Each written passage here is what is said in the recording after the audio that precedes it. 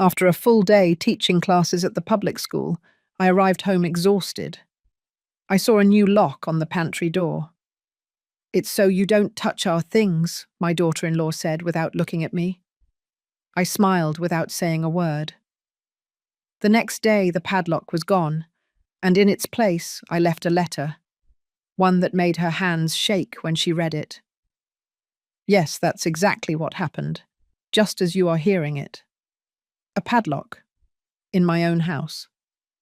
On the pantry that I had built myself 25 years ago, when my Robert was still breathing and this house smelled of fresh brewed coffee and blueberry muffins in the mornings. But let me tell you from the beginning, because this story doesn't start with a padlock. It starts much earlier, when I still believed that being a good mother meant giving everything without expecting anything in return. My name is Eleanor. I am 67 years old, and for 42 of those years, I was an elementary school teacher at the Franklin D. Roosevelt School in a district of Chicago. I taught over 800 children to read. I gave them affection when their own homes did not. And I never, ever imagined that my own son would make me feel like an intruder in the place where I raised 3 children and buried a husband. That Tuesday, I arrived tired. My legs ached after standing all afternoon supervising recess.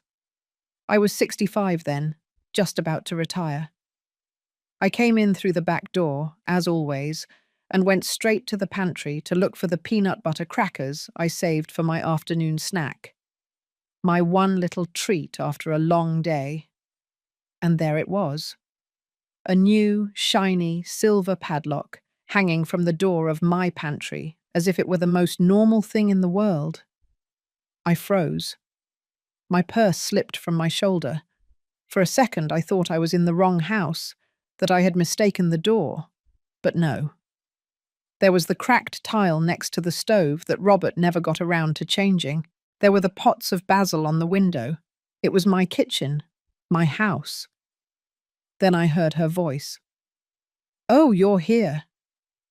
Victoria entered the kitchen, drying her hands on a dish towel. She was wearing that pink blouse that, according to her, cost $250 at a boutique in Beverly Hills.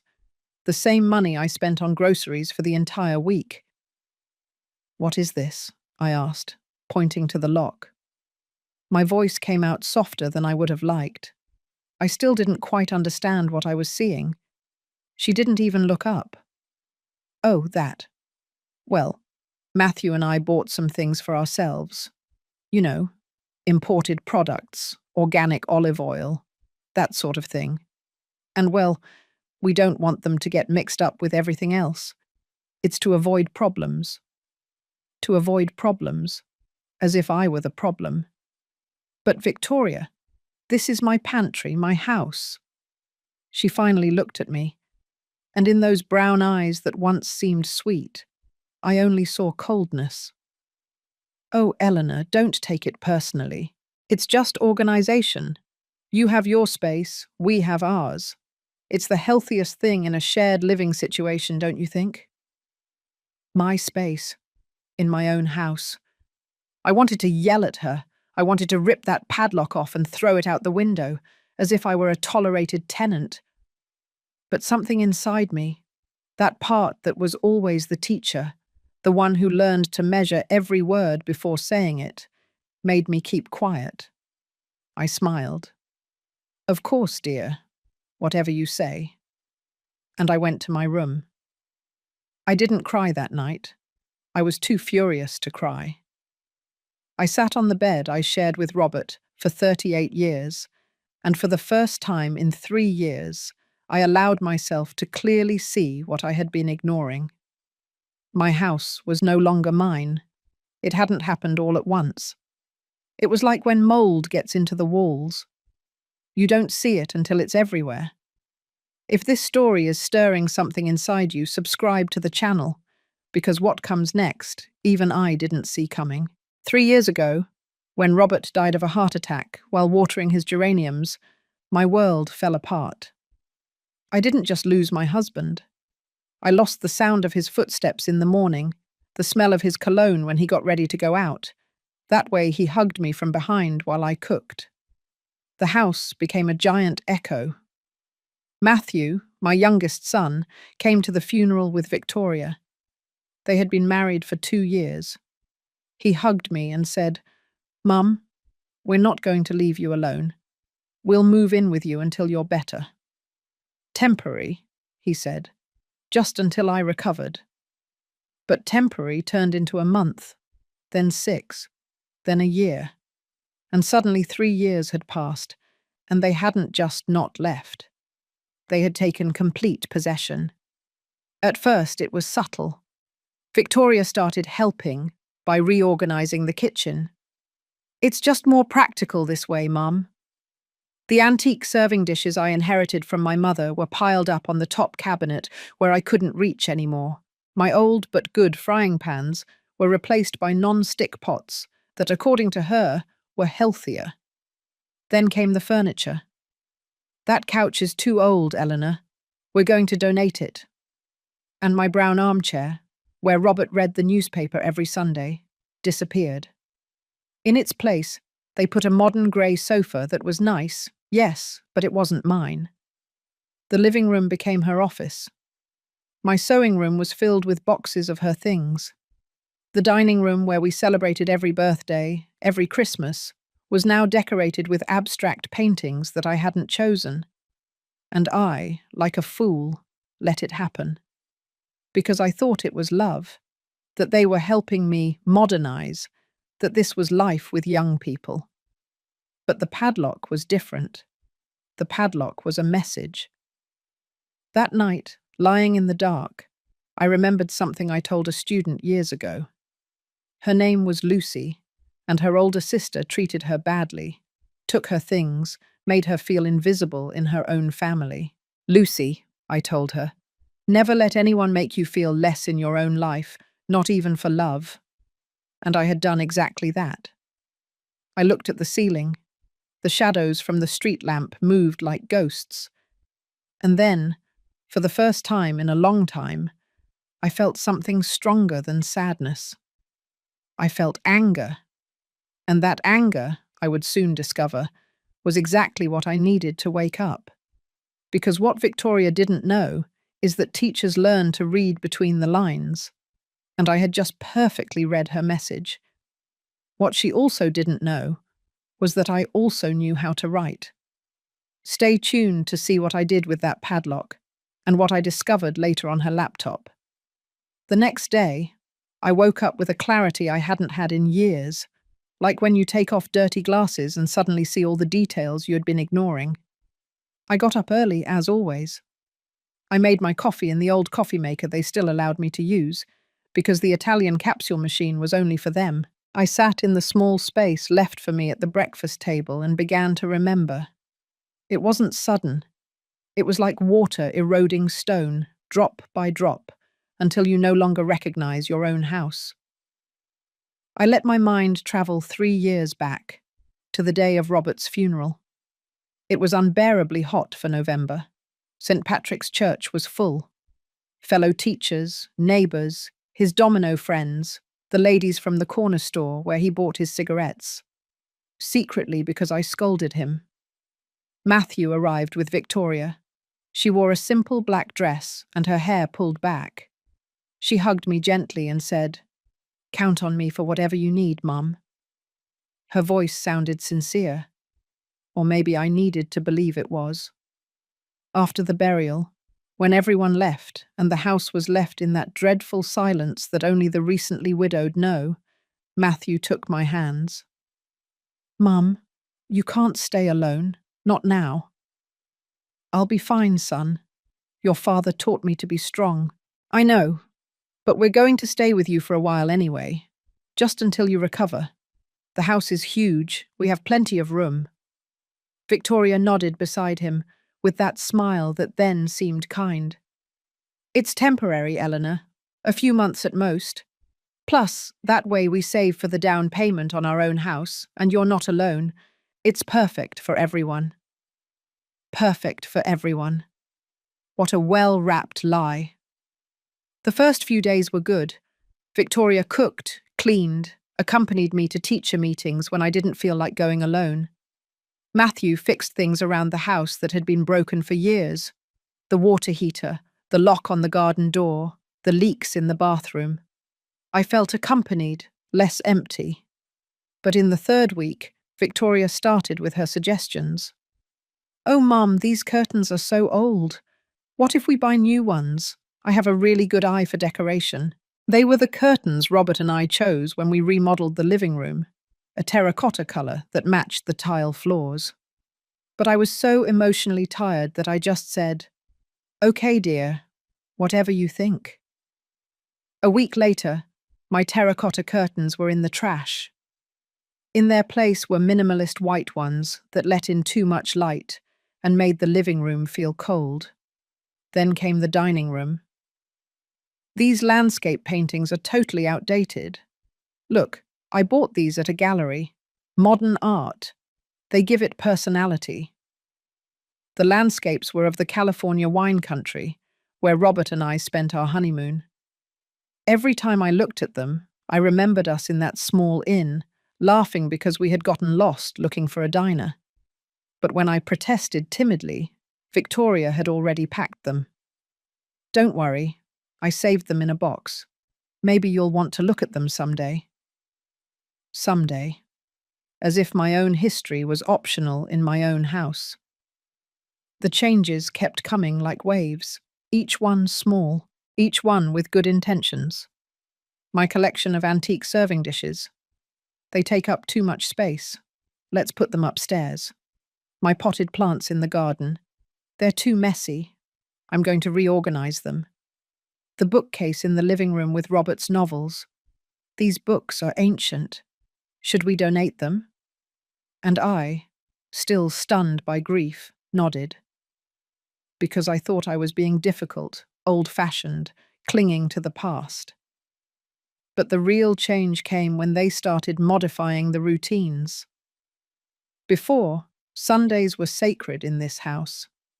My two daughters, Chloe and Brittany, would come with my grandchildren. We would prepare turkey, mashed potatoes, whatever we craved. The house would fill with laughter, children running, that beautiful mess that is a family gathered. 3 weeks after moving in with us, Victoria suggested, "What if we just do family dinners every other week? It's just that Matthew and I need to rest on Sundays." Then it was, "What if we make it once a month?" And then we just stopped having them. One Sunday, Chloe arrived without warning with a cake and flowers. Victoria opened the door in pajamas, looking displeased. "Oh, Chloe, we didn't know you were coming. Nothing is prepared. Matthew and I were about to go out." My eldest daughter looked at me. I was in the kitchen, embarrassed, not knowing what to say. "I thought we still did family dinners," Chloe said, her voice tight. "Yes, but now we all live together. We need to coordinate better, don't you think?" Coordinate. As if seeing my own daughter required permission. Chloe left the cake on the table, gave me a cold kiss on the cheek, and left. She didn't return for 2 months. My friends suffered the same fate. My friend Rose, with whom I had coffee every Thursday for 20 years, stopped coming. The last time she arrived, Victoria was doing yoga in the living room with electronic music blasting. "Oh, excuse me, Rose, I didn't know you were coming. It's just that this is my workout time." Rose, uncomfortable among the mats and the incense Victoria had lit, drank her coffee quickly and left. "You should let me know when your friends are coming over," Victoria told me later without looking up from her phone, "so I don't interrupt my things." So she doesn't interrupt her things. In my living room. In my house. Little by little, my social life disappeared, and with it disappeared the witnesses to what was happening. But the worst was yet to come. The worst was when I started to notice that Victoria wasn't just changing the house. She was changing my son. Matthew had always been affectionate. He called me every other day before they came to live with me. He asked how I was. He told me about his job at the hardware store. He made bad jokes that made me smile. But now, living under the same roof, he barely spoke to me. He came home late from work and went straight to his room. If I tried to ask him about his day, he would respond with one-word answers. Fine, tired. We'll talk later. But that later never came. One night, I heard them arguing in their bedroom. The wall was thin. Your mother asked me if we can go with her to the doctor on Tuesday, Matthew was saying. And what for? She's an adult. She can go alone. Victoria, she's my mother. Exactly, she's your mother, not mine. I have enough to do working and keeping this house in order. I'm not going to be her nurse, too. There was silence. I waited for Matthew to defend me. I waited for him to say something, anything. But he didn't say anything. And in that silence, I understood something terrible. My son was choosing her over me. Not dramatically or cruelly, just with silence, with absence, with that letting her talk without contradicting her. I got into bed trembling, not from cold, but from helpless rage. The next day, I went to the doctor alone, and that's how everything was. Alone at the market, alone at the parent-teacher meetings, even though I was about to retire, alone in this house full of people that felt increasingly empty. Victoria started cooking only for herself and Matthew. She said it was because they were on a special diet. They left the dirty dishes for me to wash. They hogged the living room TV for their shows. They played music I didn't understand. They had visitors they didn't introduce to me. And I kept shrinking, becoming a little more invisible in my own life every day, until the padlock arrived. And that padlock was the final straw, because I realized something. They weren't sharing my house, they were taking it from me. But what they didn't know is that I still had an ace up my sleeve, something that even Matthew didn't know. My son looked at me as if I were a piece of old furniture in the way, and that hurt more than 1,000 padlocks. Matthew was born on a summer morning in July, with thunder outside and my hand gripping Robert's until it was bruised. It was a difficult birth, 36 hours of labor. But when I placed him on my chest for the first time, with his eyes barely open and that cry that tore my soul apart, I swore I would protect him from everything. I never imagined that one day I would have to protect myself from him, or rather from his silence. Because Matthew didn't hurt me with shouts or insults. He hurt me by disappearing, by becoming a ghost who lived in my house, but no longer lived with me. It was Wednesday. I remember because on Wednesdays, I got home early from school at 2 o'clock, and I used to find him eating in the kitchen. We would talk about everything, about his work at the hardware store, how things were with his customers, that boss who, according to him, didn't even know how to hammer a nail. But that Wednesday, 3 days after the padlock incident, I arrived and the house was silent. Victoria wasn't there. Matthew was. I saw him sitting in the living room looking at his cell phone with a frown. "Son," I said from the doorway, "did you already eat? I can make us some chili." He looked up for barely a second. "I'm not hungry, Mum. Thank you." And he went back to his screen. I stood there, my bag still hanging from my shoulder, feeling like I had just talked to a wall. "Are you okay?" "Yes." "Did something happen at work?" "No." "Matthew, look at me." He sighed, that long sigh you use when someone is annoying you. He put his cell phone on the sofa and finally looked at me, but his eyes were empty, as if he saw me but didn't recognize me. "What is it, Mum?" "That's what I'm asking you. We don't talk anymore. You don't tell me anything anymore. You live here, but it's like you're not here." He ran his hand through his hair, that gesture he's made since he was a kid when he was uncomfortable. "It's just that I'm tired. Work is hard. Don't take it personally." "Don't take it personally." the same words Victoria used about the padlock. What about Sunday? Chloe told me you invited her to eat with you, but you didn't tell me. His face changed. He tensed up. It was a last-minute thing. I thought you had plans. What plans would I have? I live here. This is my house. Mum, don't start. Start what? Wanting to talk to my own son? He stood up from the sofa. He no longer looked me in the eyes. Look, Victoria and I are trying to build our lives. We need space. We can't be thinking about, you know, about me. You can't be thinking about me. It's not that. Then what is it? Silence. That damned silence that had become his answer for everything. I have to go out, he finally said. Victoria is waiting for me. And he left, just like that, leaving me with words stuck in my throat and a broken heart. I couldn't sleep that night. I stayed looking at the ceiling, remembering the boy Matthew was, the one who climbed into my bed when he had nightmares, the one who made me drawings in elementary school and proudly taped them to the refrigerator, the one who hugged me tight and said, "When I grow up, I'm going to build you a huge house, Mum, with a yard and everything." Where had that boy gone? The following days were worse. Matthew started avoiding me completely. He left before I woke up. He came back late when I was already in my room, and when we coincided in the kitchen or the hallway, he would look down and quicken his pace, as if I were an uncomfortable stranger. But what finally broke me was what I discovered a week later. It was Saturday morning. Victoria had left early for the hair salon. That weekly routine that, according to her, was indispensable and cost $80 every time.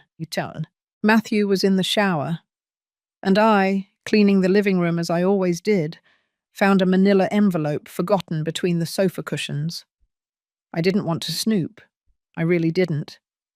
But the envelope had the bank logo, and it was open. Inside was a statement from my son, and there was also a paper with my handwriting. A letter I had written 2 years ago, when Matthew asked me to borrow money. My hands started to shake when I read it. "Mum, I promise I'll pay you back the $180,000 as soon as we get the loan approved. It's for the down payment on our house. Victoria and I already found one in the suburbs, perfect for starting out. I swear on Dad's memory that I will pay you back. I love you, Matthew." $180,000, the savings that Robert and I put together for years for our retirement. The money I was saving for emergencies, so I wouldn't be a burden to anyone in my old age. I lent it to him because he was my son, because I trusted him, because he told me it was for their house. But according to the bank statement I held in my hands, dated just 1 month ago, there was no house. There was a charge of $320,000 for a premium auto dealership. A car. They had bought a luxury car with my money and the bank loan, and they never told me anything. I felt the floor moving. I sat down on the sofa because my legs couldn't hold me anymore.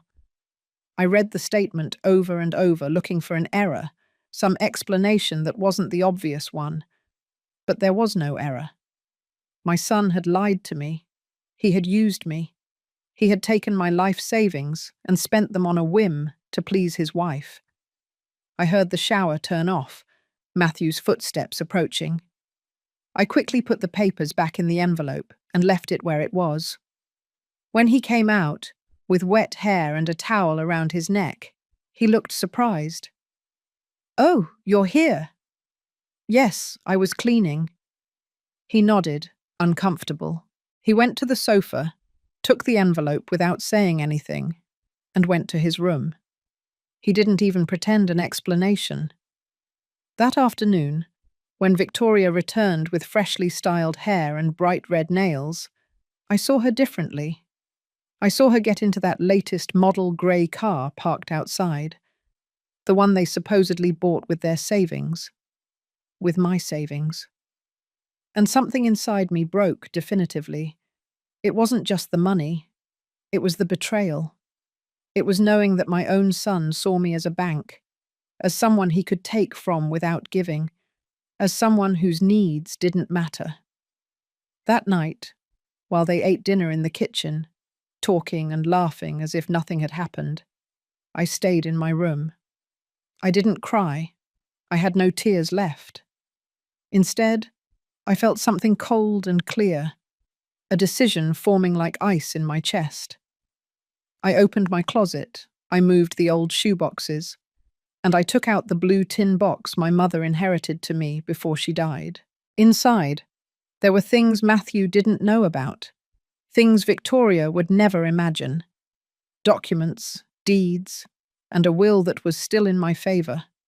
Because it turns out my son forgot something very important. This house had an owner, and that owner was still alive, still sane, and now very, very angry. What came next, neither they nor I saw coming. But when I did it, it changed everything forever. At the back of my closet, I kept something they didn't know existed. My true power. The blue tin box was barely 12 inches long. It had faded flowers painted on the lid and a small dent on the corner, a memory from when it fell during the move to this house 25 years ago. To anyone who saw it, it was just an old, worthless object. But for me, it was a war chest. I took it out that Saturday night, after discovering the truth about the money. I placed it on my bed carefully, like someone unearthing something sacred. My hands trembled as I opened the rusted lid. The smell of old paper hit me first. Then I saw what was inside. Yellowed envelopes, carefully folded documents, photographs, and a small black notebook with frayed corners. My mother's notebook. There, in her precise, slanted handwriting, were noted all the lessons she gave me before she died. Eleanor, she told me on her last lucid day, her eyes dimmed by cancer, but her voice firm. Never ever let anyone think you are foolish just because you are kind. Kindness is not weakness, and a woman who knows how to keep silent at the right time is more dangerous than 100 shouting men. I smiled at the memory of her. My mother had been a teacher too, and she taught me that information is power. I took out the first document, the house deed, original, sealed, notarized. In my name. Eleanor Monica Salazar, widow of Guzman. Not a single letter mentioned Matthew or Victoria or anyone else. This house was mine, completely, without debts, without mortgages, without conditions. I had inherited it from my parents when they died, and Robert and I remodeled it with our own savings. Every brick, every window, every bathroom tile had been paid for with the sweat of 2 teachers who worked 40 years non-stop. Matthew knew it, or at least he once did. But perhaps Victoria had made him forget it. Or perhaps he had chosen to forget it because it was convenient for him to think this house would be his someday. I took out the second document, my will. I had drawn it up 5 years ago, when Robert and I decided to put everything in order. Back then, it left the house divided equally among my 3 children, Matthew, Chloe, and Brittany. But that will could be changed. And a dark part of me, the one that had been dormant for too long, started to seriously consider that possibility. I kept checking.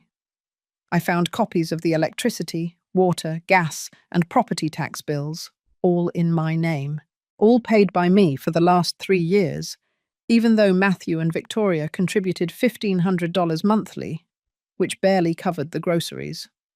$1,500. A mockery. The property tax alone cost $3,200 every 2 months. Electricity, $1,800. Gas, $1,100. Maintenance, repairs, unexpected expenses, All of that was paid by me with my teacher's retirement. $11,000 monthly that evaporated maintaining a house for 3 people where only I put in real money. But the most interesting thing was at the bottom of the box. A white business card with blue letters. Franklin Foster, attorney and notary, family and estate law. Franklin had been a third-grade student of mine more than 30 years ago, one of the most respected lawyers in the district, and he owed me a huge favor. I had convinced his mother not to take him out of school when she wanted to put him to work. "Teacher Eleanor," he had told me at Robert's funeral, squeezing my hand tightly, "anything you need, anything at all, just look me up. You changed my life." I looked at the card. Then I looked at the documents. And then, for the first time in weeks, I felt something that wasn't sadness or rage. I felt control. The next morning, Sunday, I waited for Matthew and Victoria to leave. They had arranged to go to brunch with her parents, another one of those gatherings to which I was never invited. As soon as I heard the car drive away, I took my cell phone and dialed Franklin's number. He answered on the 3rd ring. "Teacher Eleanor?" "Franklin, dear, forgive me for bothering you on a Sunday." "You are never a bother. Are you okay? Did something happen?" The genuine concern in his voice almost made me cry. It had been so long since someone truly worried about me. "I need your help. I need to review some documents and maybe, just maybe, make some changes." There was a pause. "Changes to your will?" "Among other things." "Can I ask what's going on?" And then, sitting there on my bed with the blue box open in front of me, I told him everything. The padlock, the humiliations, the $180,000, the way my own house had become a prison where I was the intruder. Franklin listened without interrupting. When I finished, his silence was different. It wasn't discomfort. It was someone calculating, thinking, planning. "Teacher, do you have proof of all this?" "I have receipts. I have the bank statement I found. I have text messages where Matthew promised to pay me back the money." "And is the house completely in your name?" "Completely, no debts, nothing." "Perfect." His voice sounded firmer. "Then this is what we're going to do." For the next hour, Franklin explained a plan to me. It wasn't revenge. It was protection.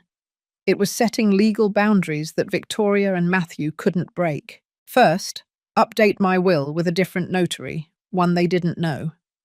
Leave everything to my daughters, with a special clause stating that Matthew could only inherit if he paid me back the $180,000 before my death.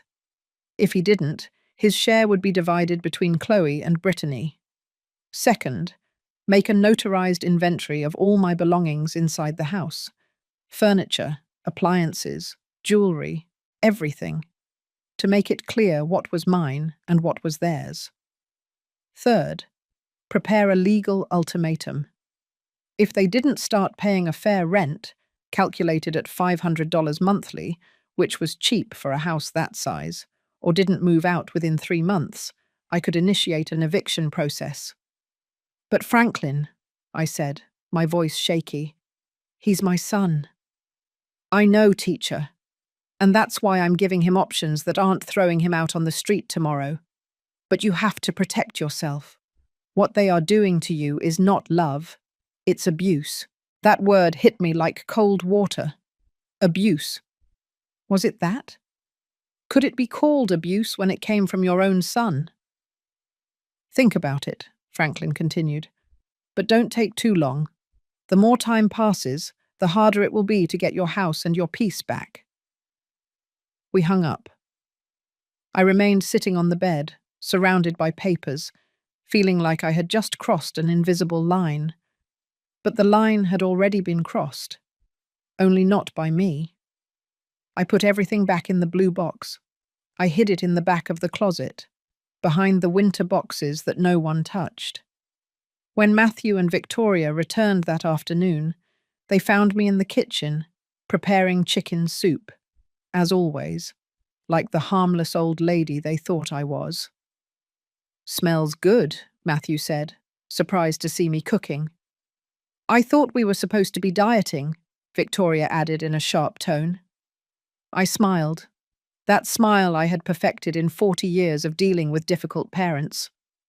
"It's just for me. You two do your own thing." Victoria blinked, confused by my neutral tone. Matthew looked at me with something that almost seemed like guilt, but neither of them said anything, and I continued stirring my soup, calm, while in my mind the pieces were already moving on a board they didn't even know existed. Because I had learned something important. The one who shouts the loudest doesn't always win. Sometimes the one who knows how to wait in silence wins, with a teacher's patience and a surgeon's precision. And I had waited long enough. But before taking the next step, something happened that almost ruined everything. Something that made me question whether I truly knew the people I lived with. That day, in front of the whole family, they treated me as if I were nothing. But I let them talk, because every word was a rope with which they were hanging themselves. It was Matthew's birthday, 35 years old. Before, these dates were sacred in our family. Robert would wake up early to hang streamers. I would bake his favourite cake. Strawberry shortcake. Chloe and Brittany would arrive with gifts wrapped in shiny paper and hugs that lasted forever. But this year was different. "I'm going to organise something small," Victoria told me 2 weeks earlier, while painting her nails in the living room. "Just us and my family. Something intimate." "What about the girls?" I asked, referring to my daughters.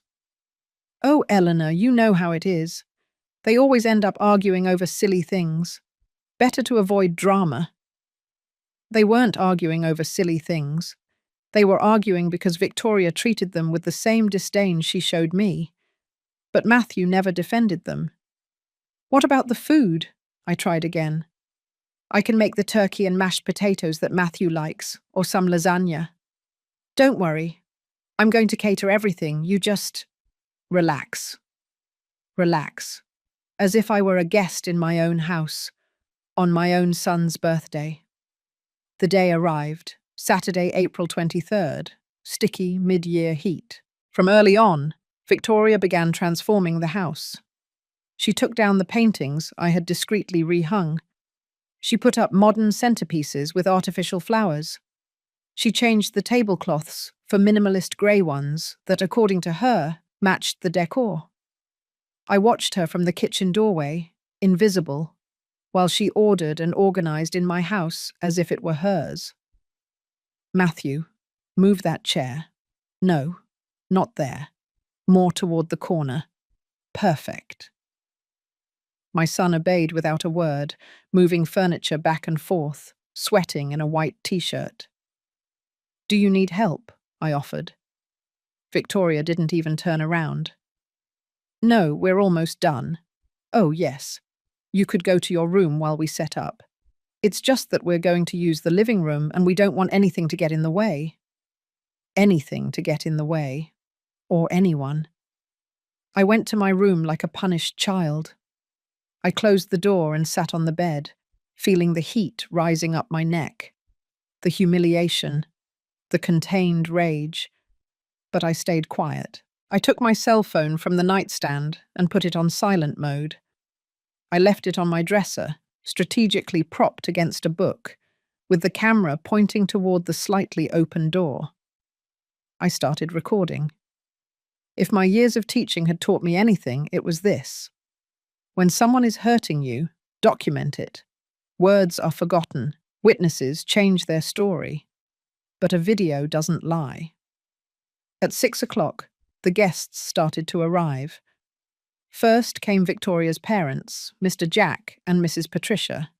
Yes, that was her name. And believe me, the name fit her perfectly for how unbearable she was. Mrs. Patricia entered wearing a floral dress and expensive sunglasses, carrying a cake from a fancy bakery.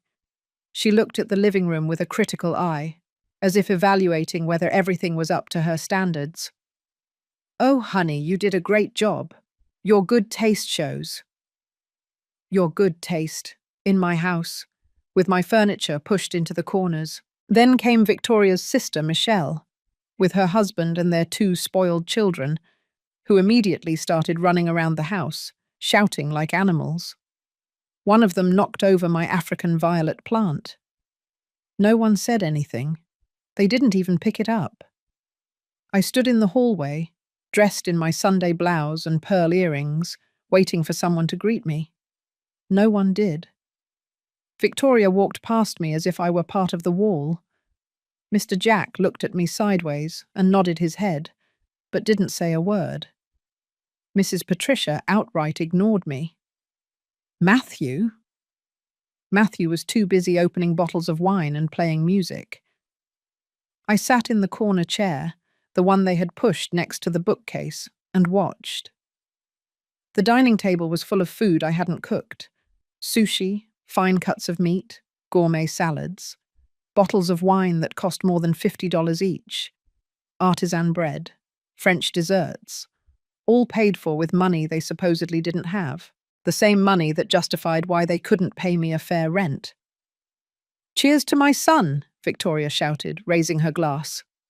"To his 35th birthday, and may this be the start of our best time together." Our best time. As if I hadn't been there for his first 35 years. As if I hadn't birthed him, raised him, educated him, supported him when he didn't have a job, consoled him when his girlfriends left him. Everyone toasted, the glasses clinked, laughter filled the room, and no one, absolutely no one, toasted to me.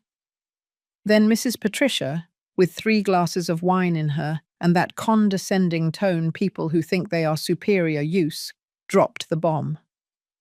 "Oh, Victoria, it's so good that you two are so patient. Not everyone can stand living with their mother-in-law, right?"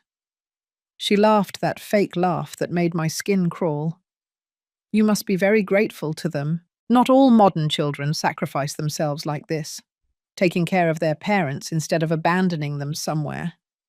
Sacrifice, taking care, as if I were the burden." Victoria smiled, looking down with false modesty. "Oh, Mom, she does what she can. It's hard at her age, right? But we manage, with patience." Mom. That word that had sounded affectionate the first few months, and was now poison wrapped in honey. "The thing is," Michelle continued, pouring herself more wine, "I tell my husband that when his mother is old, there's no way she's coming to live with us. Straight to the nursing home. It's the healthiest thing for everyone." Laughter erupted. Matthew smiled uncomfortably, but he didn't say anything. Nothing. Mr. Jack added his 2 cents. "Well, I think it's fine to help up to a point, but there comes a time when old people have to understand that their cycle is over, and let the young people live." The old people. They talked about me as if I weren't there, as if I were an object that eventually needed to be gotten rid of.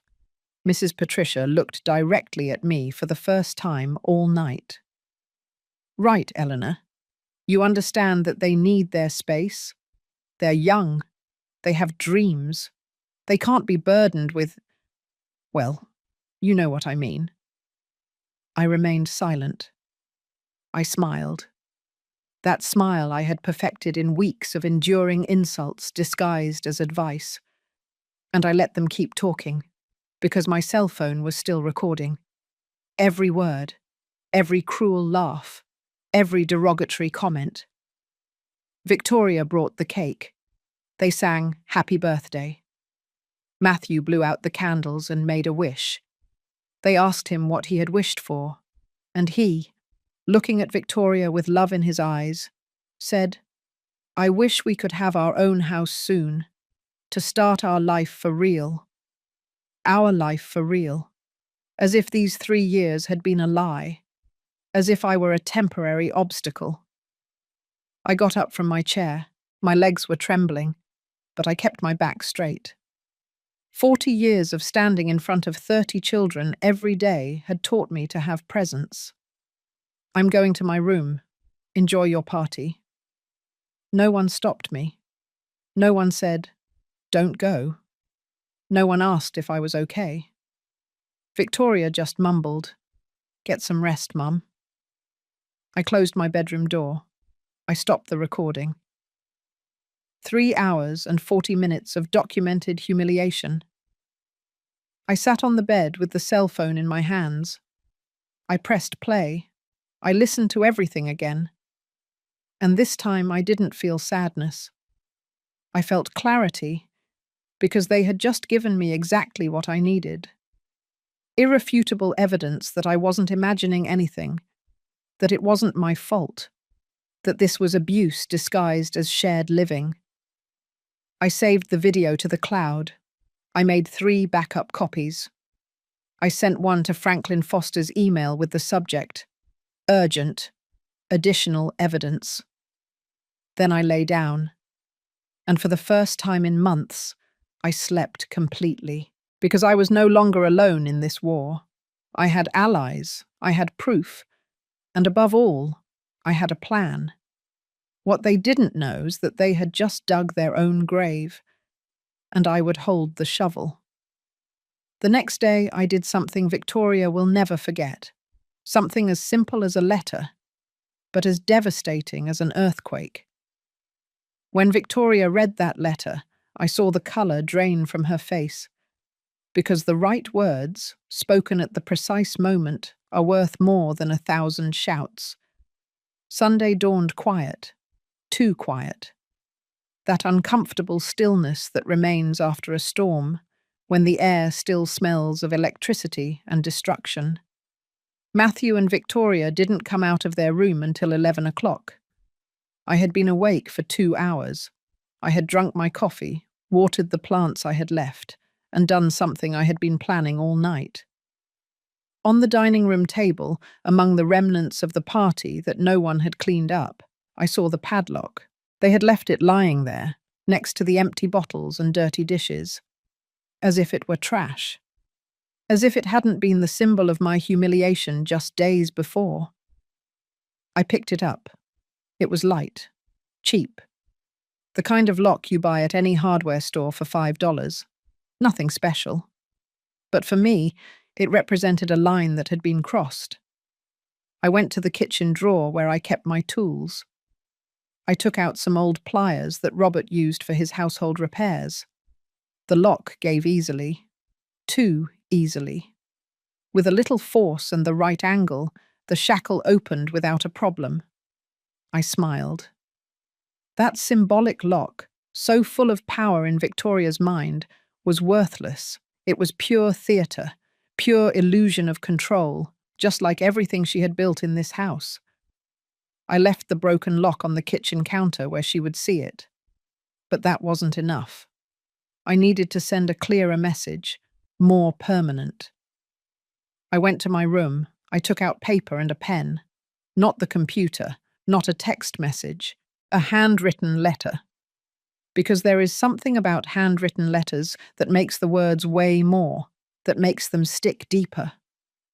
I sat down at my desk, the same one where I had checked the homework of hundreds of students for decades, and I wrote, not with rage, but with surgical precision. "Victoria, I have decided not to say anything about the padlock because I understand that you come from a family where distrust is normal. I don't blame you for that. Everyone brings their traumas and their ways of seeing the world. But I want you to know something very important, something you may have forgotten or that you were never clearly told.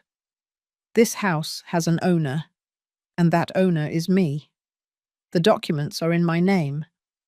Original deeds, notarized, impossible to modify without my physical presence, my current ID, and my fingerprint. My lawyer, Mr. Franklin Foster, has certified copies of everything. And believe me when I say he is very good at what he does. I know about the power of attorney you wanted me to sign 6 months ago. That paper you accidentally left on the table with the important parts marked in yellow. I'm not foolish, Victoria. I'm a teacher. I taught over 800 children to read for 42 years. I can read between the lines better than you imagine. I also know about the $180,000 my son borrowed from me for the down payment on his house. That house that never existed. That money that turned into a car you drive every day. And I know what you said about me last night. I recorded every word. This is not a threat. It is information. Information that you need to have to make better decisions from now on. This is your only warning. If you try to put a lock on me again, literally or metaphorically, you will meet the Eleanor you do not want to meet. The one who, think carefully before your next move. With the cordiality I still have left, Eleanor Monica Salazar, widow of Guzman, legal owner of this house. I folded the letter into 3 perfect parts. I put it in a manila envelope, and in clear handwriting I wrote on the front, "For Victoria. Personal and confidential." I went to the pantry. The door was still there, unlocked, open as it should have been all along. I taped the envelope to the center, at eye level, with thick tape. Impossible not to see. Then I went to the kitchen. I prepared a cup of chamomile tea and sat down to wait. I didn't have to wait long. At 11:30, I heard footsteps. Victoria entered the kitchen, shuffling in her slippers, her hair messy and looking hungover. She headed straight for the coffee maker. Then she saw it, the broken padlock on the counter. She stopped dead. She picked up the lock. She examined it. She frowned. Then she looked towards the pantry, and there was the envelope. Large, manila, with her name on it. I saw her turn pale even before she opened it. She took the envelope with trembling hands. She opened it clumsily, tearing the paper. She took out the letter and started to read. I continued drinking my tea, seemingly calm, apparently distracted, looking out the window at the garden. But I was watching her reflection in the glass. I saw her eyes widen with each line. I saw her mouth open into an O of surprise. I saw her hands begin to tremble by the time she reached the middle of the letter. When she finished reading, she slowly folded the letter. She looked at me. I didn't look away from the garden. Eleanor. Her voice sounded small, scared. I didn't answer. Eleanor, I didn't... This is a misunderstanding. I slowly turned my head. I looked her in the eyes, and I didn't smile. For the first time in 3 years, I didn't smile. Which part is a misunderstanding? The padlock I saw with my own eyes? The money that your husband's bank statement proves? Or the things you said about me last night, recorded on video with the date and time? She was speechless. The letter trembled in her hands. We were just... Save it. My voice came out firm, cold. I don't want explanations. I want you to understand that this house is mine, that I decide who lives here and under what conditions.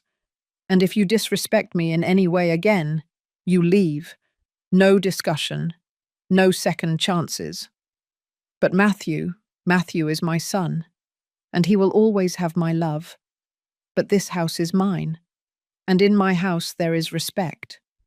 Or you find somewhere else to live.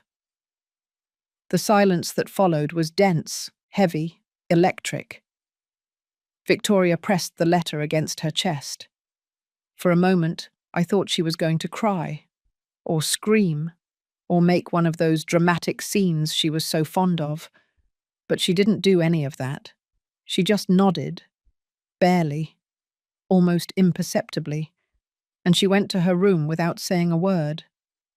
I heard the door close, then muffled voices, Matthew asking what was wrong, Victoria crying, explaining, maybe exaggerating.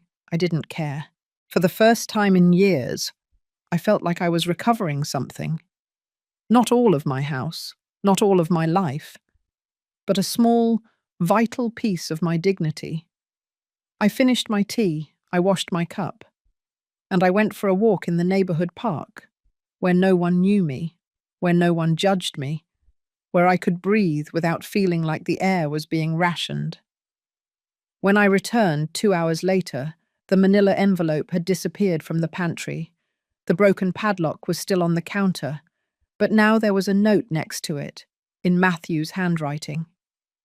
"Mum, we need to talk." I took the note, I crumpled it in my fist, and I smiled. Because finally, after 3 years of silence, my son wanted to talk. And I had a lot to say. That conversation changed everything, but not in the way I expected.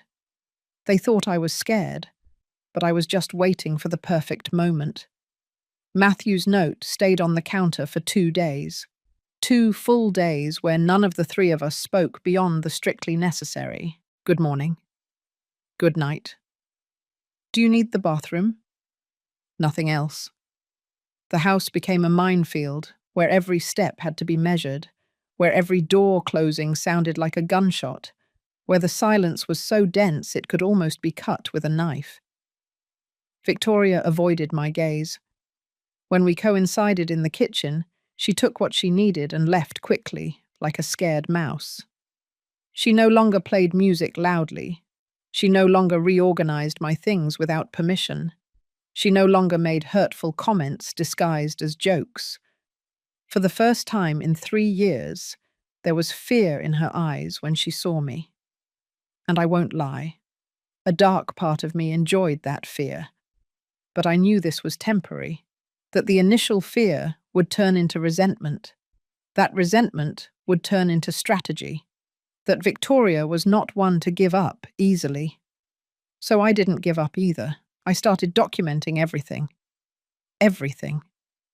I bought a new notebook at the corner stationery store. Green with a spiral. On the first page, I wrote Household Expense Log, April 2025, and started jotting down every dollar that left my pocket. Electricity, $184.70. Water, $63.40. Gas, $112. Property tax, $320. Groceries, $450. Internet, $59.90. Phone, $25. Total monthly I paid, $1,215. Matthew and Victoria's contribution, $150. The numbers didn't lie. I was subsidizing their lives with over $1,000 monthly. And that's not counting the space, the furniture, the appliances, the use of the car they sometimes took without asking permission. But the numbers weren't enough. I needed more. I started recording conversations. Not all the time, only when there was something important. My cell phone was always in my apron pocket, in record mode, discreet. Like that Thursday afternoon when I heard Victoria talking on the phone on the patio. She thought I had gone out. She didn't know I had come back for my sweater. "No, Mum. I'm not exaggerating. She's become unbearable. Now she's acting like a vigilante, as if she were the owner of—" She paused. Someone said something to her on the other end. "Well, yes, she is the legal owner. But after everything we've done for her, right? We've been taking care of her, putting up with her old lady quirks for 3 years. Taking care of her. Putting up with. Old lady." I saved the recording with the date and time. I also started making copies of everything. Receipts, statements, messages.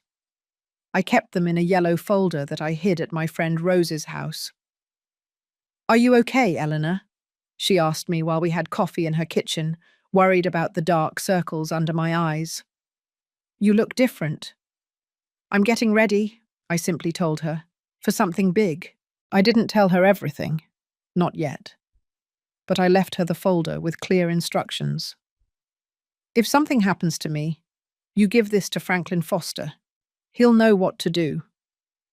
Rose squeezed my hand, scared. Don't say that. Nothing is going to happen to you. I know, but it's always better to be prepared. Meanwhile, at home, I continued my act. I started feigning mild dementia, strategic forgetfulness, calculated confusion. "Oh, I already ate," I would ask at dinner, even though I had eaten perfectly 2 hours earlier. "What day is today?" I would murmur, looking at the calendar with a frown. "Where did I leave my glasses?" I would search all over the living room when they were hanging around my neck. I saw Matthew and Victoria exchange glances that said, "See? It's starting. She's losing it. Perfect. Let them think that." Because while they thought I was confused and weak, I was moving pieces on a board they couldn't see. I called Franklin 3 times that week. "I want to change my will," I told him in the first call. "Are you sure, teacher?" "Completely." In the second call, I asked him to research if it was legal to record conversations in my own house. He confirmed that it was, that anything recorded on my own property was admissible as evidence. In the third call, I told him about my plan. "It's risky," Franklin warned me. "But if you're determined, I support you. Just promise me you won't do anything without consulting me first." "I promise," I lied, because I already had the next step planned. On Friday night, Matthew finally knocked on my door.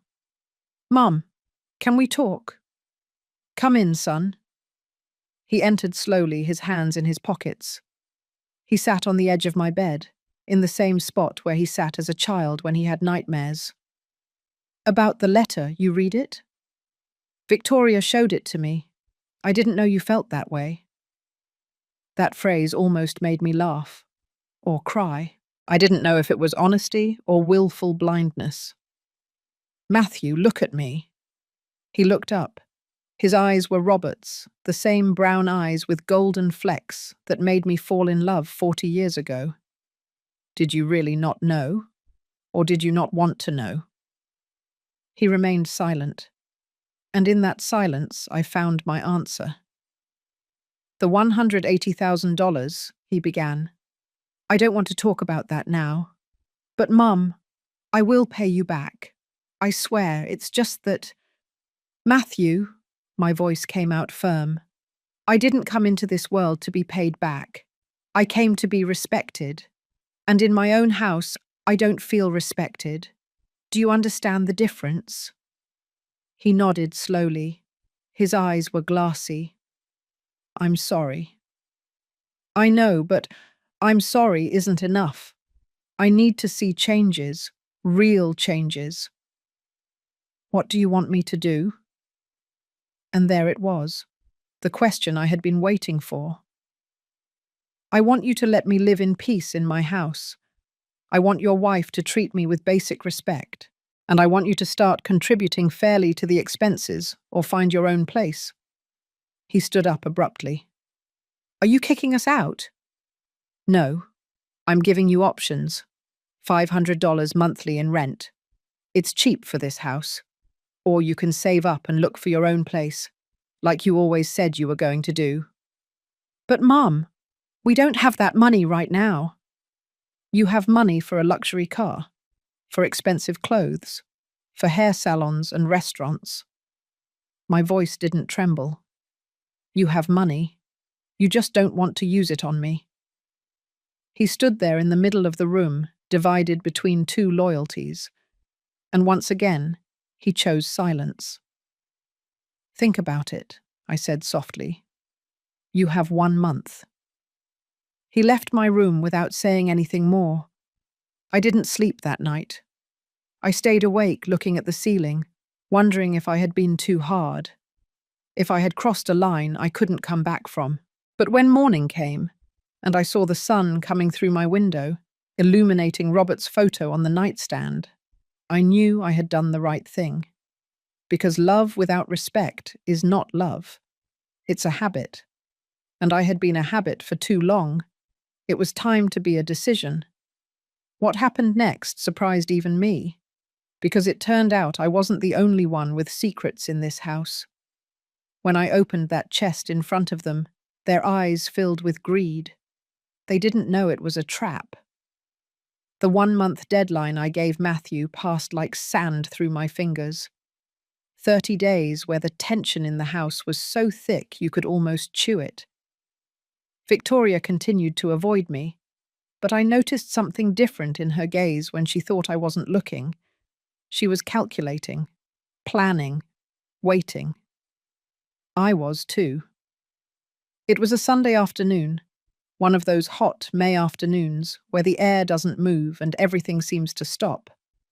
I was in my room, reorganizing my summer closet. I took out old boxes, dresses I no longer wore, shoes saved from Robert's time. And then accidentally I left my bedroom door ajar. Just as Victoria was walking down the hallway, I heard her footsteps stop. Then, that held breath of someone who is seeing something they shouldn't be seeing but can't look away. In my hands, I held the burgundy velvet chest. It was beautiful, I have to admit. It was about 16 inches long and 10 inches wide.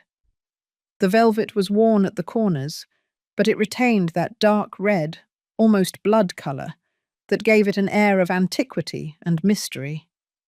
It had golden engravings on the lid, intertwined initials that were barely distinguishable anymore. It had belonged to my maternal grandmother. It passed to my mother, and then to me. Inside, I kept the family jewels. There weren't many.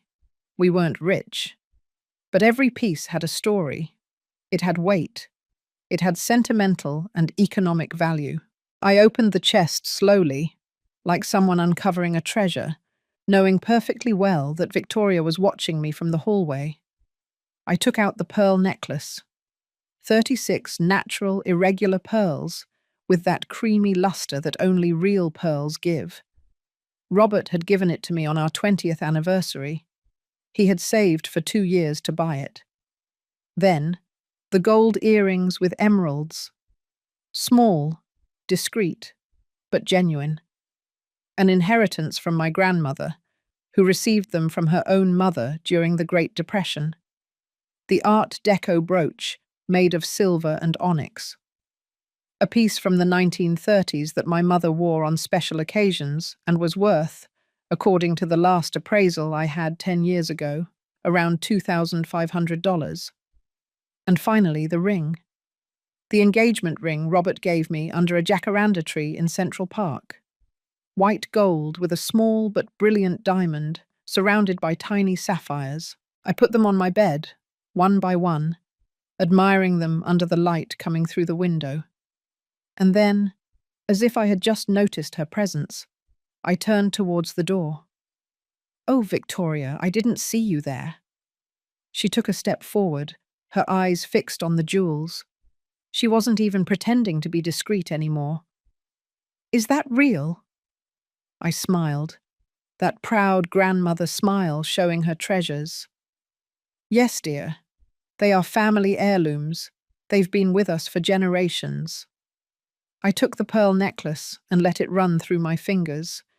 This necklace is almost 50 years old. The pearls are natural, see? Not like the ones nowadays that are all cultured and uniform. Victoria moved closer, mesmerized. "Can I—" She held out her hand. I gave her the necklace. She took it with exaggerated care, like someone holding something invaluable, which it truly was. "It's beautiful," she murmured. Her eyes shone in a way that reminded me of a child in front of a candy store display. "It must be worth a lot." "Well, I've never sold it. But yes, I suppose so." The old appraisal said that, altogether, there was about $20,000 worth. But that was 10 years ago. Who knows now? I saw her swallow, how her fingers caressed the pearls with reverence mixed with avarice. "And this will someday belong to—" To Matthew, I completed the sentence. Well, to you both. For when I'm gone, of course. They are for the family. Something changed in her expression. A light came on in her eyes. A dangerous light that I knew very well because I had seen it in parents when they discovered that a teacher had something they wanted. "Where do you keep something so valuable?" she asked, trying to sound casual. "Right here, in my closet. I've always kept it here. Although lately I've been thinking that maybe I should put it in a safety deposit box. You know, just in case." "Yes, it would be safer," she said quickly. "I can help you take it to the bank if you want." I'd bet anything she did. "Oh dear, how kind. Yes, maybe one of these days we'll do it together." I gently took the necklace from her and put everything back in the chest. I closed it with the small key that hung from a little chain. Victoria followed every movement with her eyes. "Well, I'll let you rest," she finally said, but her feet didn't move. She kept looking at the chest as if she wanted to imprint it on her memory. When she finally left, I waited 5 minutes. Then I casually walked out of my room and past the living room. Victoria was on the sofa with her cell phone, but she wasn't watching videos or social media. She was on Google. I read the searches on her screen from the reflection in the hallway mirror. Natural pearl necklace price. Antique jewelry value US. Family heirloom jewelry, who inherits? I smiled to myself and kept walking. For the next few days, Victoria completely changed. She was suddenly kind, soliciting. She asked if I needed help with groceries. She offered to make me tea. She even tried to cook something special for me, even though it tasted horrible. "Eleanor," she said to me one Wednesday afternoon, her voice sweet as poisoned honey. "Have you thought about the bank thing? I have time tomorrow. We can go together to open the safety deposit box." "Oh yes, but I don't know. I'm afraid they'll ask for a lot of paperwork." "Don't worry. I'll help you with everything. I can even put my name on the box too. So if something happens to you, we'll have access. You know, for Matthew's sake." There was the real motive. "What a great idea," I said, feigning innocence. "Let me think about it."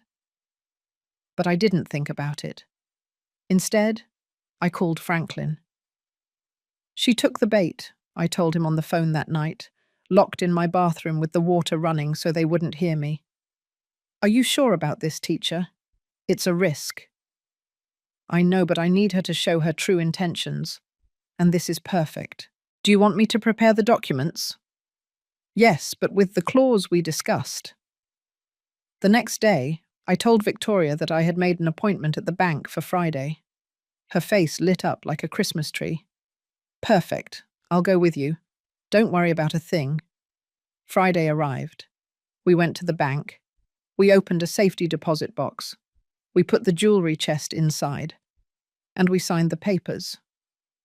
What Victoria didn't know, because she didn't read the fine print that the executive explained quickly and she signed without paying attention, was that the box required 2 keys to open. One I had. The other was held by Franklin Foster, with very specific legal instructions.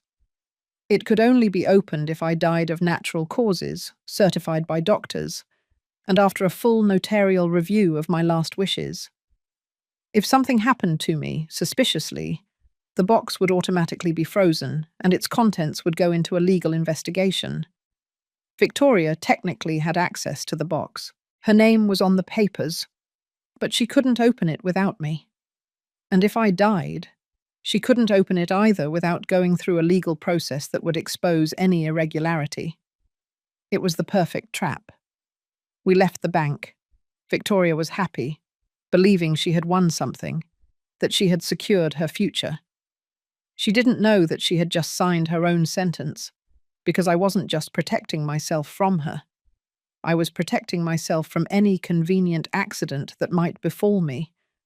And above all, I was creating evidence of her true character. Evidence that I would soon need. What happened next was so fast that even I wasn't prepared. Because Victoria made a mistake that changed everything. It was a Saturday morning when everything exploded, and I made sure there were witnesses. The calm after the bank visit lasted exactly 12 days. 12 days where Victoria acted like the perfect daughter-in-law. She asked about my health. She offered to take me to the doctor. She even gave me a wool shawl so you don't get cold at night. I accepted everything with smiles and thanks. But inside, I was preparing, because I knew this was the eye of the hurricane. That deceptive stillness before everything unleashes with fury. And I was right. On Thursday night, while feigning sleep, I heard voices in Matthew and Victoria's room. They were arguing, low but loud enough for me to catch isolated words. It can't go on like this. The house should be ours. She's old. How much longer? The notary said we can. My heart raced. I silently got out of bed, barefoot, and placed my cell phone in record mode against the wall we shared. The app Franklin had recommended amplified the sound. What I heard chilled my blood. My cousin works at a nursing home, Victoria was saying. He says that with a doctor's certificate that she can no longer care for herself, we can admit her, and then the house would be free. I don't know, Victoria. She's my mum. So what? She's been in the way for years. Look at us, Matthew. We can't have children because we live with your mother. We can't start our lives. This house should be ours since your dad died. But legally, there are ways. My uncle is a lawyer. He says that with a power of attorney and a diagnosis of senile dementia, we can take control of her assets. And you've seen how she's been lately. She forgets things. She confuses days. Even the doctor could certify that she's not well. I felt nauseous, not because of what they were planning, but because of how well my acting had worked. Too well. I don't know if I can do that. The mother is careful, but not scandalized, not outraged, as a son defending his mother should be. Oh, Matthew, don't be a coward. It's for our own good, for our future. Besides, she'll be cared for at the nursing home. It's better for everyone. The silence that followed was worse than any word, because it meant Matthew was considering it. My own son was considering locking me up to take my house. I saved the recording. I sent it to the cloud, to 3 different emails, and then I knew the moment had come. I couldn't wait any longer. On Friday morning, I called my 2 daughters. Chloe, Brittany, I need you to come to the house tomorrow. Both of you, at 10 o'clock in the morning. It's urgent. Are you okay, Mum? Chloe asked, alarmed. Yes, but I need you to be here and bring your husbands. It's important. Then I called Franklin. It's time. Are you sure? Completely. Prepare everything we discussed. The complete documentation. All of it. And I need you to come tomorrow at 10, with the notary if possible. Understood, teacher. Finally, I called my friend Rose. I need you to be here tomorrow as a witness and bring your fully charged cell phone. What are you going to do, Eleanor? I'm going to take my life back. Saturday dawned clear. One of those days where the sky is so blue it hurts to look at it. I got up early. I put on my best blouse, the blue one with white flowers that Robert gave me for our last anniversary. I put on my pearl earrings. I carefully styled my hair. If this was going to be a battle, I would enter like a queen. At 9:30, they started to arrive. First Chloe with her husband, Robert, my eldest daughter, with that worried look she hadn't lost since she was a child. Mum, what's going on? Wait until everyone is here, dear. Then Brittany with her husband, Jack, and my 2 grandchildren, Sebastian and Lucy. The children ran to hug me. Grandma, we haven't seen you in forever. I know, my loves, I know. Rose arrived promptly with a bag of donuts that she left on the dining room table. And finally, Franklin Foster with his leather briefcase and an older gentleman in a suit who he introduced as Notary Miller. Matthew and Victoria were in the kitchen having breakfast. When they saw so many people enter, their faces transformed. "What is this?" Victoria asked, standing up. "It's a family meeting," I said in a calm voice. "Sit down, everyone. I have important things to say." We settled into the living room. I in the main armchair, the one that had been Robert's, my daughters on the sides, Franklin and the notary standing next to me, the others scattered in chairs brought from the dining room. Victoria and Matthew remained standing, tense, like cornered animals. "You can sit down," I repeated. It wasn't a suggestion. They slowly sat on the grey sofa they had bought. I took a deep breath and began. "I have gathered you here because I need everyone to hear this, and I need witnesses to what I am about to say." I took out my cell phone. I connected it to the Bluetooth speaker and played the recording from Thursday night. Victoria's voice filled the room. "My cousin works at a nursing home. He says that with a doctor's certificate that she can no longer care for herself, we can admit her." I saw the colour drain from Matthew's face. How Victoria opened her mouth without any sound coming out. Chloe put her hand over her mouth. Brittany started to cry. I let the recording continue until the end. Until that part where Matthew didn't say no, where he only kept silent in complicity. When it finished, the silence in the room was absolute. "Mum," Matthew tried to speak. I raised my hand. "I haven't finished. This is not all." I took out the yellow folder I had stored at Rose's house. I opened it on the coffee table.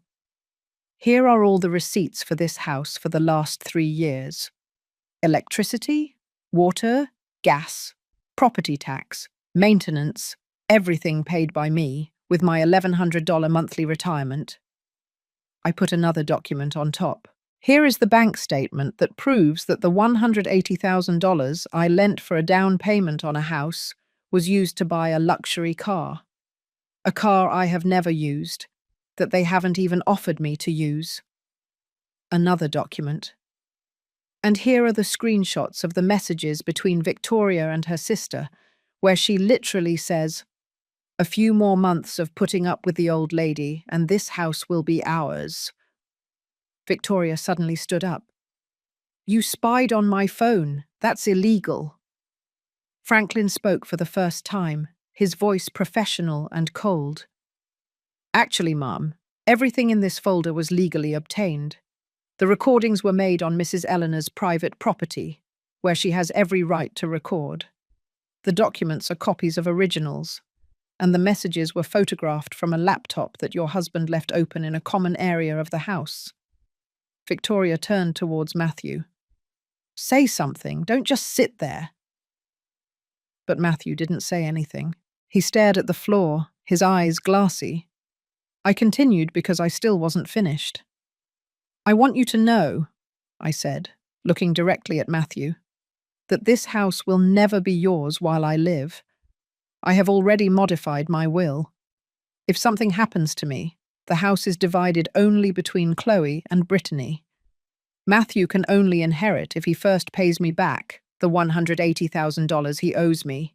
If he doesn't pay it back before my death, his share is voided." Notary Miller took out a document.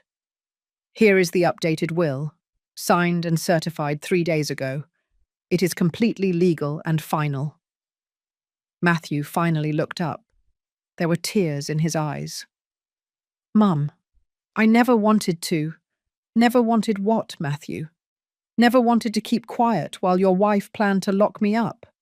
Never wanted to lie to me about the money? Never wanted to make me feel invisible in my own house?"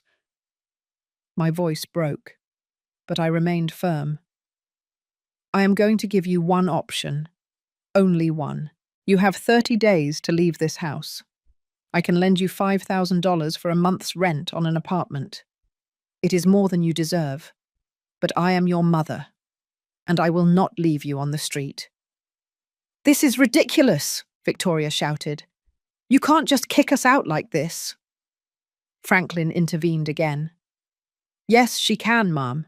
This is her house. You do not have a rental agreement. You do not pay rent. Legally, you are guests who have overstayed their welcome. If you do not leave voluntarily in 30 days, we will proceed with a legal eviction. And with this evidence, believe me, we will win quickly." Victoria opened her mouth. She closed it. She opened it again. But no coherent sound came out.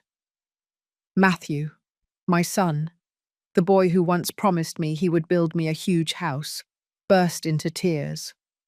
"Mum, forgive me, please." And there, seeing my son cry, I felt something inside me break too. But there was no turning back. What they didn't understand was simple. Love is not begged for. It is earned, and it is lost. And they had lost it a long time ago. Now I was just recovering what was always mine, my dignity. What happened in those 30 days was something I will never forget, for better or for worse. I gave them one last chance, to leave with dignity or to leave with shame. They chose, but it was too late for pride. The 30 days that followed that meeting were the strangest of my life. The house became a divided space, as if an invisible line separated enemy territories. They in their room, I in mine, and in the middle, a silence so heavy it hurt to breathe it. Victoria never spoke to me again, not once. When we coincided in the kitchen, she took what she needed and left like the devil was after her. Her eyes shot daggers of hatred at me every time she saw me. She no longer feigned kindness. There were no more masks. And in a twisted way, that gave me peace. Because finally we were being honest. But Matthew was different.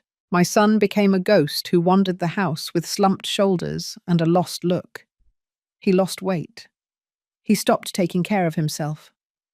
Sometimes I found him sitting in the garden, staring at Robert's plants without really seeing anything.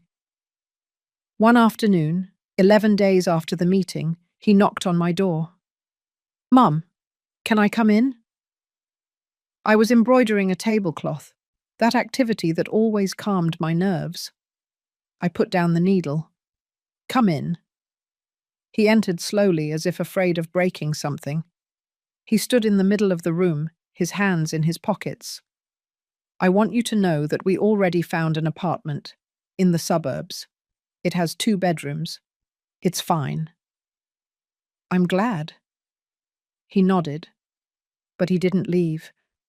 There was something else he wanted to say and didn't know how. "Mum, I never wanted things to come to this." I put the embroidery on my lap. I looked him directly in the eyes, those eyes of Robert's that once looked at me with childish adoration. But they did, didn't they? "Yes," his voice broke. "And it's my fault. Not Victoria's. Mine. Because I failed you. I let everything happen. I kept quiet when I should have defended you." I felt something in my chest loosen, just a little. "Why, Matthew? Why did you do this to me?" He sat on the floor, right there, like when he was a child and came to confess that he had broken something or gotten a bad grade. Tears rolled down his cheeks uncontrollably. Because I was scared of losing her. Victoria has always been intense, demanding, and I thought that if I didn't do what she wanted, she would leave me, like the others. He wiped his face with his sleeve. "I know it sounds pathetic. I know it's not an excuse, but it's the truth." "And me? Weren't you afraid of losing me? I thought you would always be there." that mothers always forgive, that I could do whatever, and you would still love me. The brutal honesty of that confession hit me like a stone, because he was right. I had allowed it. I had allowed him to believe that my love was unconditional to the point of self-destruction, that he could hurt me without consequences. A mother's love is great, Matthew, but it is not infinite. It has limits, and you crossed all of mine. He sobbed, hard, like a child who finally understands that actions have real consequences. Will you ever be able to forgive me? That question floated in the air between us. The truth is, I didn't know the answer. Not yet. I don't know, son. But I know this. Forgiveness doesn't erase what happened. And even if I forgive you someday, things will never be the same. Because I changed. And you will also have to change if you want to recover something of what you lost. He stayed sitting there, on my bedroom floor, crying like I hadn't seen him cry since he was 8 years old and fell off his bicycle. And I let him cry, because those tears were necessary. They were part of his learning. The following days were filled with boxes and moving. Matthew and Victoria packed their things with mechanical movements. I stayed in my room most of the time, letting the process happen without my presence. Chloe and Brittany came to help me organize the house afterward. We removed the grey furniture. We took the old furniture, the ones with history, out of storage. We put the terracotta curtains back up. We hung the California landscape paintings. "Are you okay, Mum?" Brittany asked me, while we hung the family photos Victoria had taken down. "I'm sad," I admitted, "but I'm also at peace. For the first time in years, I'm at peace." On the 29th day, one day before the deadline, a moving truck arrived. Matthew and 2 movers took everything out. Clothes, furniture, boxes, that grey sofa I hated so much. Victoria supervised everything with a look of contained fury. She didn't say goodbye. She didn't even look at me. She got into the car bought with my money, and drove off without looking back. Matthew was the last to leave. Carrying a box of photographs, he stopped at the door. "Thank you for the $5,000. I will pay it back, along with the other $180,000. I don't know when, but I will do it." "Don't do it for me, Matthew. Do it for yourself, so you learn that debts are paid, that promises are kept." He nodded, and then in a small voice he asked, "Can I come visit you? Someday, when things are calmer." I really thought about it. "Call me in 6 months. If by then you have kept your word, if you have shown that you've changed, we can try to rebuild something. But it will be different, with limits, with respect." "I understand." He reached out as if to hug me. I tensed up. I wasn't ready. He noticed. He stopped. And he just kissed me on the forehead. "I love you, Mum. And I'm sorry. I really am." And he left. I closed the door behind him. I leaned against the wood. And finally, after months of holding back, of being strong, of being strategic, I allowed myself to cry. I didn't cry for Matthew, or for Victoria, or even for the lost money. I cried for the broken illusion of what could have been and never was, for that son I raised to be good and somehow got lost along the way, for the years I wouldn't recover. But I also cried with relief, because finally, my house was mine again.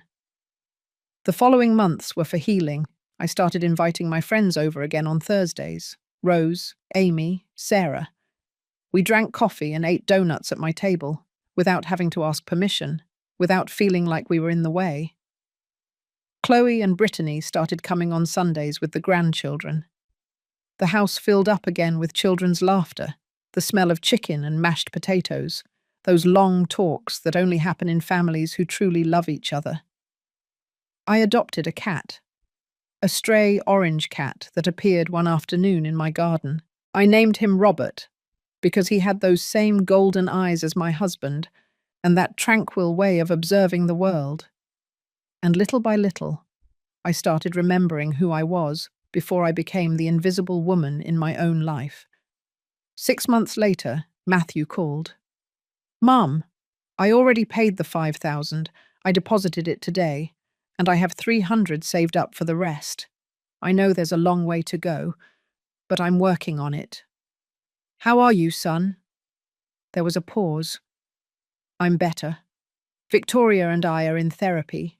She's still angry with you, but at least she's working on understanding why she did what she did. And me too.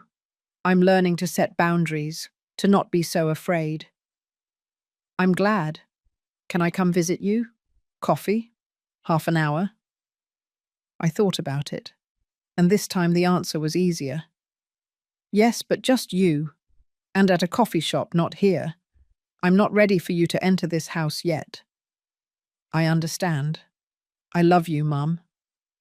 "I love you too, son. But loving doesn't mean forgetting. It means remembering and choosing every day to rebuild what was broken." 1 year after that family meeting that changed everything, I am sitting in my garden. The afternoon sun warms my face. Robert the cat sleeps in my lap. My plants are blooming because I finally have time to take care of them. Not everything is perfect. I still have difficult days, days where I miss the idea of what could have been, days where I wonder if I was too hard. But then I remember the padlock, the humiliations, the nights where I felt like a foreigner in my own bed.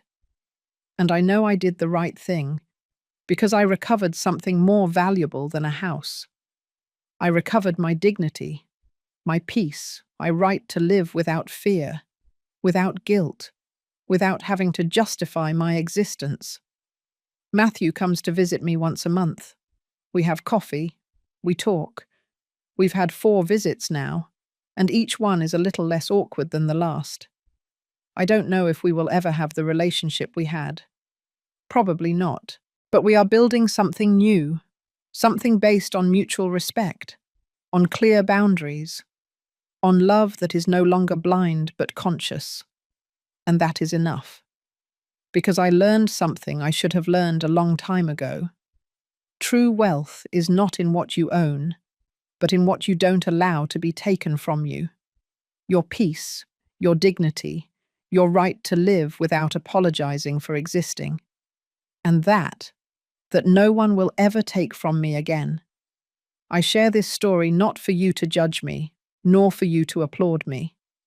I share it because I know there are many women out there living the same thing, feeling invisible in their own homes, putting up with it because they think it's what they have to do.